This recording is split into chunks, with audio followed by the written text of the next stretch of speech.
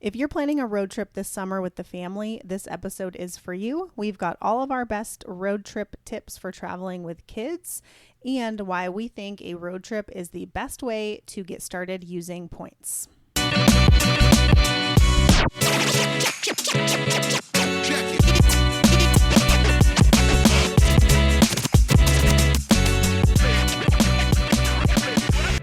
Hi, I'm Rhea. And I'm Dwayne. And we are your hosts of the Travel Party of Five podcast, where we share how we travel as a family of five around the world. We will also share how we use points and miles to travel as affordably as possible and sometimes even completely free. So if you're wanting to travel more with your family, but you're not sure how, we'd love for you to listen in. So welcome to our podcast where we hope you learn a thing or two to get you closer to your next trip.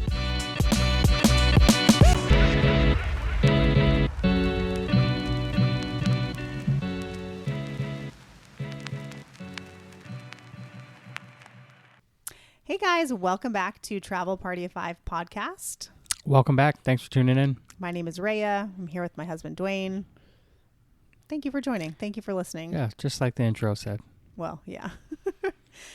Hey, you know what? It's like the middle of July here and it's just so hot. I think my brain cells are melting and we probably have at least 2 more months left of summer in Arizona. So if you are in Phoenix or anywhere hot like we are, we stand with you in solidarity. Yes, 2 more months of hell. October is near. Halloween. So today we're going to share our best road trip tips for traveling with kids. Road tip trips. Road trip tips. Road tip trips. You're saying it wrong. It's a tongue twister. So our best tips for road trips with kids. Our best trips for tips Oh with tips. Goodness gracious. Okay, so I grew up like I didn't take a flight. I didn't get on an airplane until I was a senior in high school. I have yet to grow up. Oh my God. This is going to be one of those episodes, huh? Okay, so I grew up only doing road trips and like long road trips. Like I grew up in New York and we would drive from New York to Florida every year for a couple weeks. It's a long drive. And we started doing it in like a van, like a minivan. Then we graduated to a motorhome, like a really old motorhome. So like think it was 1990, like mid 1990s. And we're driving a motorhome that was like built in 1978. So like old. Okay. Then my parents upgraded a couple years later to a bigger, newer RV that was definitely nicer. But that's how we took vacations. So we drove from New York to Texas. We drove from New York to Florida a lot, like almost every year. But not one time did we ever get on an airplane. But you had a different experience. My road trip was always on an airplane. Air trip. Okay, so but did you ever do road trips growing up, like in Japan or? No, not really. I mean, we would drive from base to base. That was a couple hours, but. Oh, that's a couple hours, really? Yeah. Well, I mean, because traffic in Japan was bad. But you never drove from like, let's say, where you lived in Japan to like Kyoto or any other parts of Japan? No. That's so crazy to me. Is that crazy to you as you look back? Yeah, it's pretty crazy.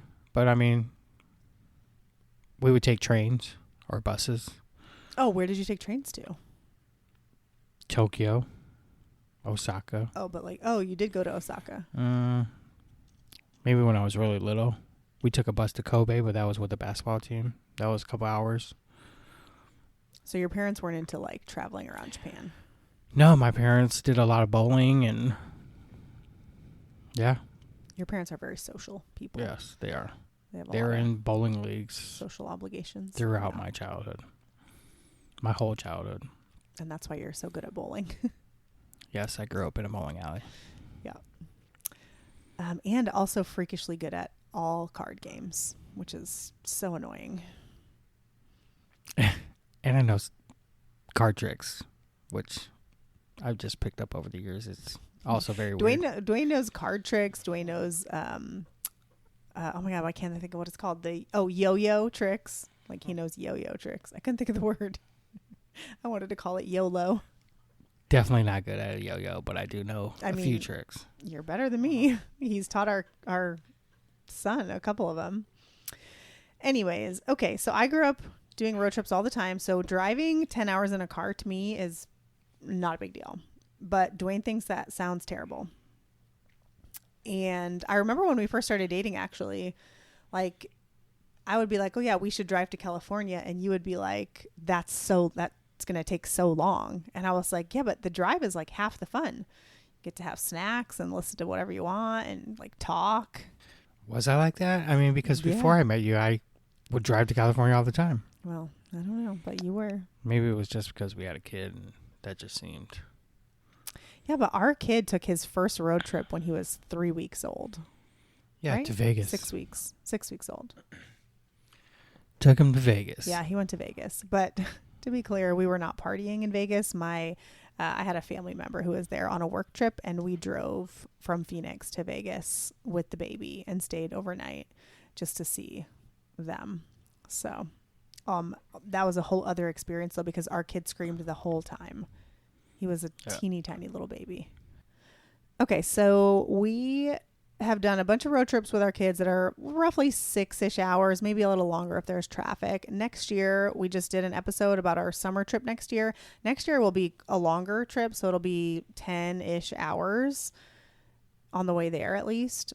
And so I've compiled a list of all of our best tips, plus a few that we don't do now, but that we will do when we take that longer trip. So let's get started. The biggest thing by far is pack a cooler. I have to have a cooler. Have to have snacks. Kids want snacks every 30 minutes. Every 30 minutes, if that. And it's even worse like in a car or a plane ride too. Yeah. It's like they're like, "Oh, can I have a snack?" And it's like you literally just swallowed the last bite of your first snack. Like, what is going on here? Or we'll stop for lunch and then they'll get back in the car and it'll be 10 minutes and they'll be like, "Can I have a snack?" It's like, "No." Like, what is they happening? won't eat that lunch because they want a snack instead. Ugh, so frustrating. But yeah, so food is by far our biggest expense when we travel. And that's true whether we're taking a road trip or a flight. And it's because the hotel is free or mostly free and the flights are mostly free too. So food is by far the biggest expense. And so when we take road trips, we always bring a cooler because we aim to do one meal a day out of that cooler. So one, obviously it's for the road trip. So there's juice boxes and all kinds of snacks that the kids can have during the trip itself. But then we also use that cooler when we get to our destination as like a refrigerator basically. And we bring things like Uncrustables, chips, fruit, juice boxes, crackers, cheese, yogurts, I don't know, whatever snacks your kids like. And we refill it with ice. By we, I mean Dwayne refills it with ice. Yes. Every day or and let me just add that we've probably said this before on a different podcast, but Ray and I grew up totally different.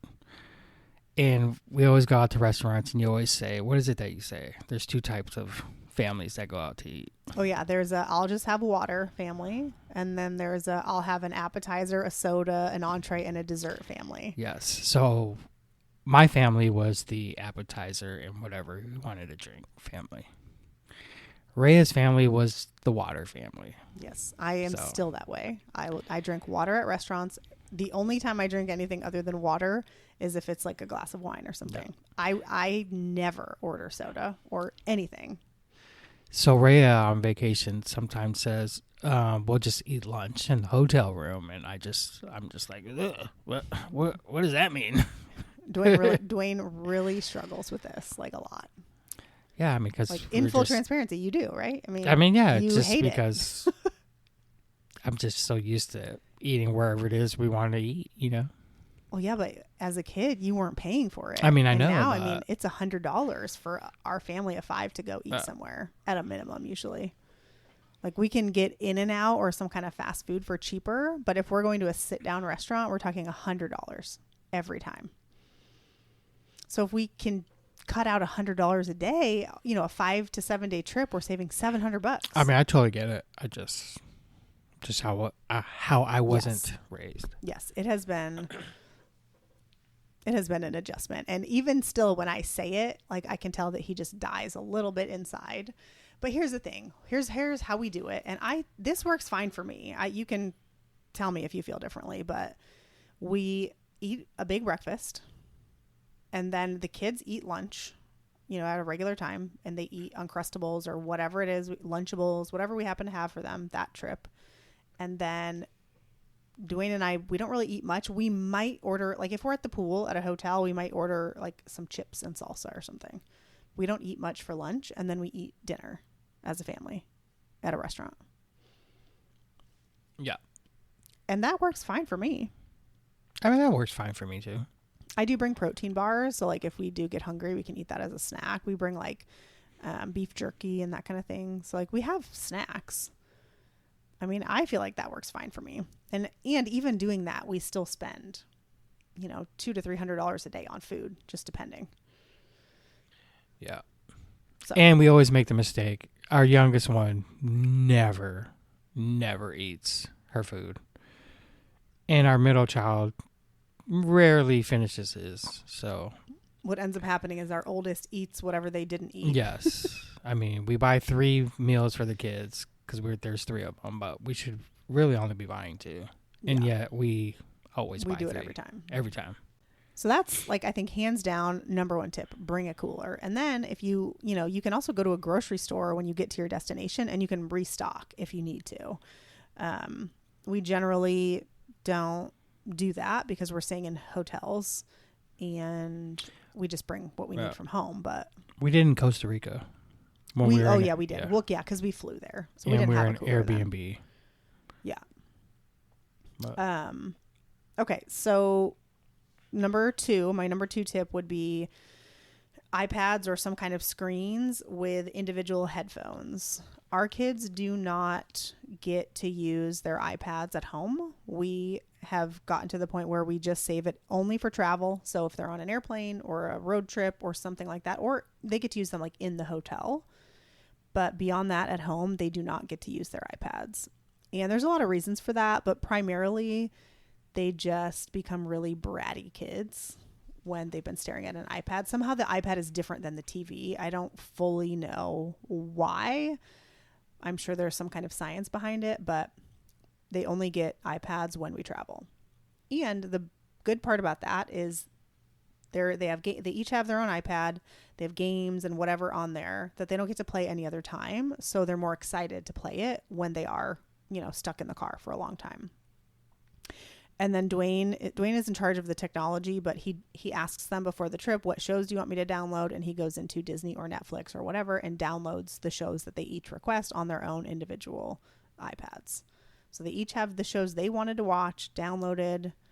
They have their headphones. So our car rides are generally fairly quiet. Yeah, after the first hour. Well, because we don't let them get on the iPads until we've left the city of Phoenix and we're on the main road.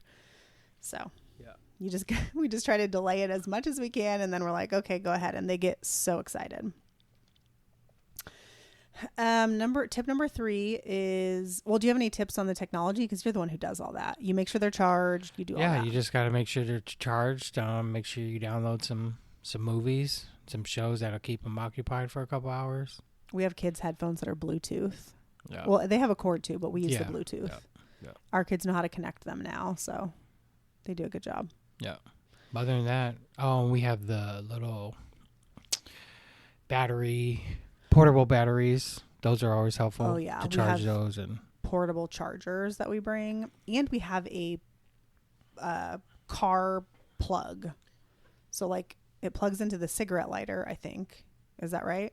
And it's an actual plug, like a 3-prong plug. So you can bring a regular charger in there if you needed to, and you can charge that in the van too, or whatever your car is. We have a van. Yeah. Third tip is we bring an air mattress, and we have a twin air mattress that it doesn't self-inflate, but you pump it up with your foot. Is that right? I don't know. I never do it. Yes, you pump it up with your foot. And so it doesn't take up a ton of space. And we do that because sometimes it can be tricky fitting 5 people into one hotel room.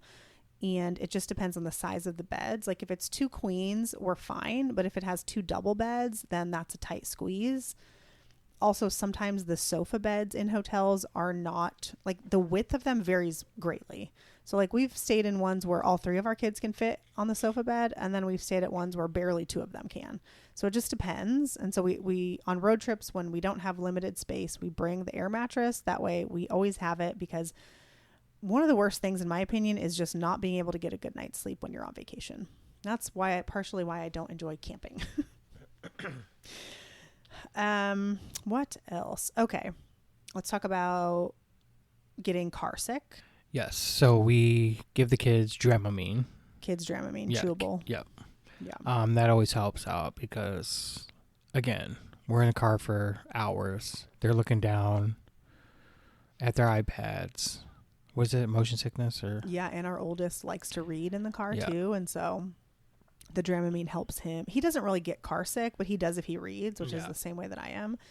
And the Dramamine helps him be able to read, which I would prefer he read versus watch the iPad. So, and it makes him a little drowsy, so sometimes they take naps. Yes.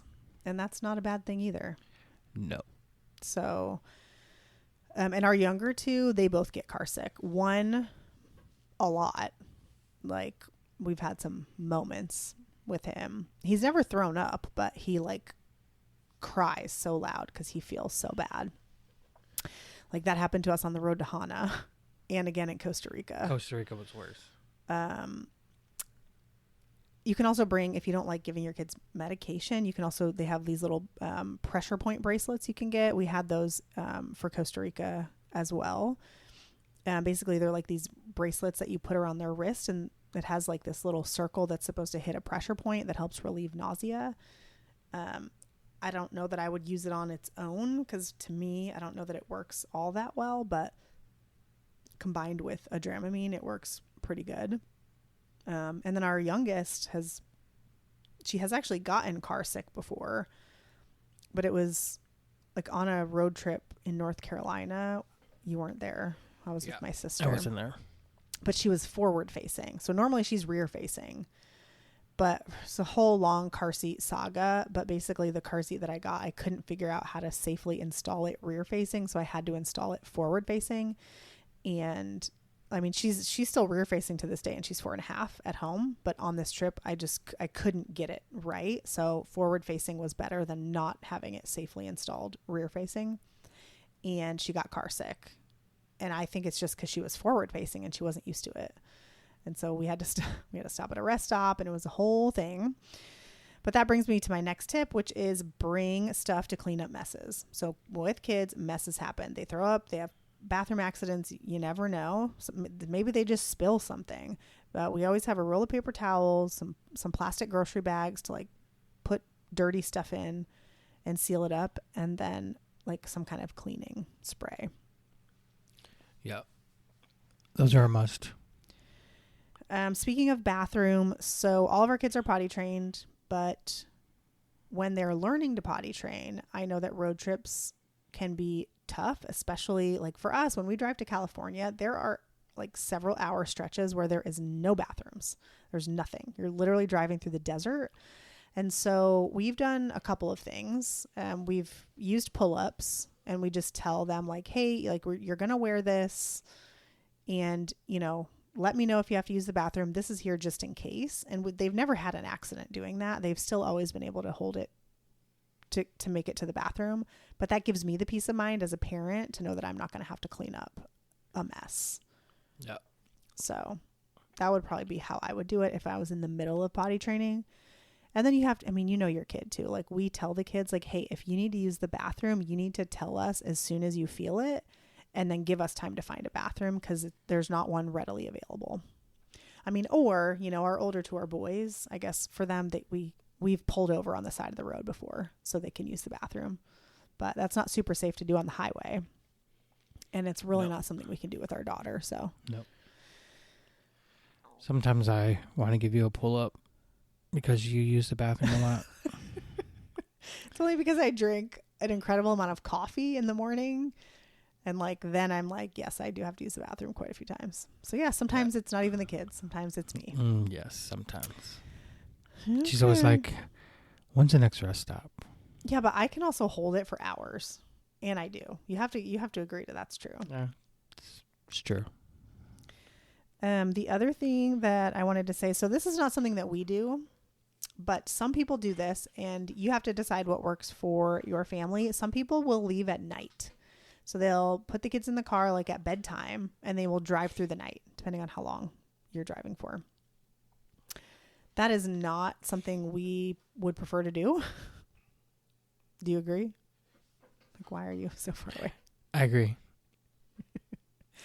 Have I Your lost mom you? is your mom is texting me. Oh. Not me, us. Um, Hey, welcome back to Travel Party of 5. What are you doing?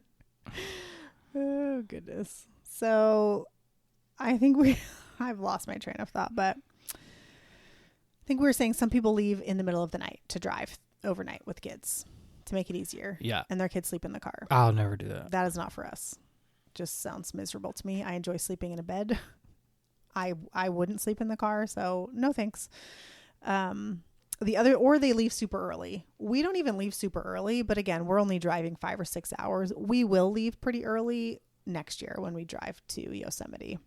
And if you missed that podcast, that is last week's podcast. We were originally planning a trip to Yellowstone. We procrastinated and did not book in time. And so now we're going to Yosemite instead, which is around a 10, 11 hour drive. That's actually what prompted this episode is I thought, if you've never taken a long road trip with your kids, that could probably feel overwhelming. I also think that a road trip is one of the best ways that you can get started using points and miles because it's like a really low risk trip, right? Like all you have to do is figure out your hotel and then you just can drive there and use points to stay for free. So really you're just paying for gas. Don't you think that's such a good, like if I were going to use points for the first time, that's how I would do it. I would test it out. Book a Hyatt or something, wherever you are, look up Hyatt website. Somewhere not too far. Yeah, 3-4 hours. I don't know. It depends where you live, but I mean, I just feel like that would be a great way to dip your toe in the water of points without having to worry about flights getting canceled or booking flights or all that fun stuff, Yep. The other tip that we don't do this because again, we don't drive that far, but we will do this is when we go to Yosemite is try to find a playground or something where the kids can get out and run around for 20-30 minutes. And you could even make that your lunch break, like grab some food or pack some food and have a picnic at a playground and then get back on the road. Like we will for sure do that when we drive to Yosemite. Oh, yeah. We're going to have to get some of that energy out. Yeah. Because, I mean, not only is it good for us as the adults, but like no one wants to deal with kids that are overstimulated and cranky, So giving them some time to play, I think is really good. Remember, we actually did try to do this once when we drove to California. This was when we went to LA, and we don't drive to LA a lot. So there is, I forget what it's called, but do you remember when we tried to go see the dinosaurs? What is that place called? I have no idea, but it wasn't as cool as we thought it was going to be. Our kids literally looked at it out the window of the car and they were like, yeah, we're good. We're not going to get out. I need to look up what it's called. Hold on. But yes, it was definitely not worth it. And it was hot outside. Okay, it's called the Cabazon Dinosaurs, Cabazon. So they have long been regarded as one of the most iconic roadside attractions featured in cult classics such as Pee-wee Herman's Big Adventure and The Wizard. So basically it's like these giant dinosaurs, way bigger than like humans. Well, obviously. I mean, I hope they're bigger than humans. And they have, so there's like a free portion where you can just like drive by or walk by the dinosaurs. And then they also have a paid portion where you can like walk in the dinosaur. Yeah. Yeah. And I think they have like a little area where you can maybe dig for dinosaur fossils. I mean, it's fake for sure. But yeah, our kids were like, nope, we're good. Like, just carry on. And I think they paint the dinosaurs different colors sometimes. But anyways, I mean, if your kids are not bougie, spoiled kids like ours are, they might enjoy it. Ours were like, pass. So, but that was on the way from Phoenix to LA. Yep. Oh yeah. Anyways, Goodness, so many messages. Okay. What else do we have? Any other tips? I don't know. I don't think You're that's the it. driver. You're the driver. So what are your best driving tips? Stay awake. Pay attention. Red Bull. Dwayne drinks a lot of Yes, Red I drink Bull Red Bull for sure. when we drive. Or coffee. Maybe both sometimes. Yeah. Check your tires. You know what I mean? Make sure there's enough air before you go. Clean the car. Dwayne's forever cleaning the car before we go on a road trip and when we get back. Yes. I mean, you got to. Especially with kids inside. Oh, my God. I can do a whole episode on that. Matter of fact, I was taking the kids to school today, and I had to vacuum out Arya's car seat because you let her have chips in it yesterday on the way to gymnastics. And I think more fell on the seat than went in her mouth. She packed her own snack, okay? And she didn't eat it on the way. She ate it on the way home, to be clear. It was crackers and like 1/4 of an Oreo that she somehow got in there. I don't know where the Oreo came from, but she had it. And sometimes it's just better to let them eat the snack than it is to argue about it. So, yeah, well, hopefully this was a little helpful. if you are planning a road trip with your family, I would love to know where you're going. So maybe you can find us on Instagram and tell me, because I like to look up new areas and that's always fun. So we appreciate you listening. If you are so inclined, we would love a review wherever you listen to podcasts. I think you can review on iTunes. You can rate on Spotify. Those are the two main ones, I think. So thank you so much, and we will catch you on the next one. Yes, thank you. Bye. Have a good one.